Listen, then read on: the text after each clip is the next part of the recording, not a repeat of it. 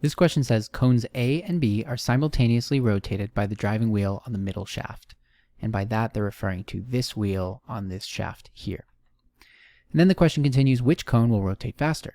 Cone A, the blue cone above the driving wheel. Cone B, this yellow-green cone below the driving wheel. Or, if they are at an equal speed, then mark C.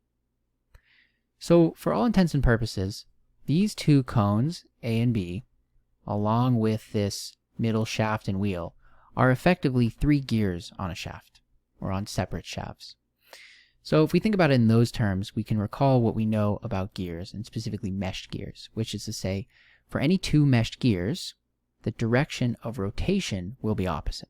So for example, if we have this red wheel rotating clockwise, at least from some perspectives, therefore A will be rotating counterclockwise, as will B. So we can label that counterclockwise, clockwise, and counterclockwise. Now, for our purposes, the direction isn't so important because we're trying to figure out which of the cones is rotating at a faster speed. So the main thing we need to consider is actually the radius of the cones, and specifically at these 2 points, at the points where the wheel is actually making contact with the cone. And what we can see is in cone A, there is a much larger radius, whereas cone B has a much smaller radius. And the easiest way to conceptualize this is by considering how many times each cone will rotate every time there's a rotation of this wheel.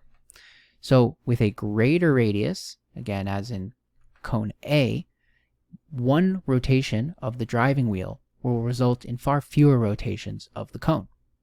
But again, conversely, in cone B with a smaller radius, more rotations of cone B will come as a result of a single rotation of the driving wheel.